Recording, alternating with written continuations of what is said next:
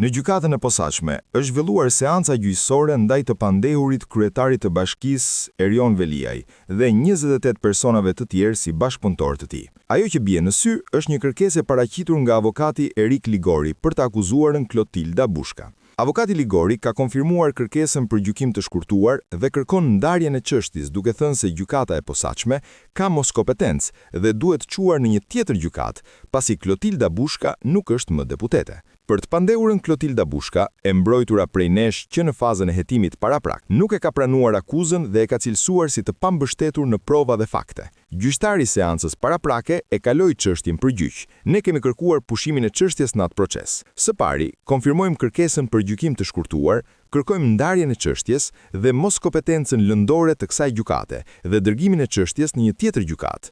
Ne kemi sjellë një dokument që Bushka nuk është më deputete, është shprehur avokati. Si qëndron e vërteta e Klotilda Bushkës? Vepra penale e konsumuar nga Klotilda Bushka është kryer në momentin kur ajo ka qenë kryetare e Komisionit Ligjeve, jo vetëm deputete. Së dyti, çështja është e lidhur pasi Klotilda Bushka ka prishur provat e kësaj çështjeje, pra të çështjes së Erion Veliajt. Sot SPAK, pra prokurorët, nuk e kanë në dorë telefonin e Ina Goxhait, ku mund zbulonin të tjera komunikime midis saj e bashkëshortes së Veliajt, por kanë një telefon tjetër. Në atë kohë, SPAK-u e provoi se si Klotilda Bushka i mori telefonin Ina Goxhait dhe i dha një telefon më të ri, duke e zhdukur një provë, e cila lidhej direkt me bashkëshorten e kryebashkiakut të Tiranës. Dhe këtë vepër penale, Klotilda Bushka e ka konsumuar në lidhje me këtë dosje gjatë kohës që ka qenë kryetare e Komisionit të Ligjeve. Tani, Bushka dhe avokati saj thonë që nuk është më deputete. Pra, në qoftë se vret kur je deputet, mund gjykohesh nga gjykata kundër korrupsionit dhe krimit organizuar. Kur nuk je deputet, duhet gjykohesh nga një gjykatë tjetër.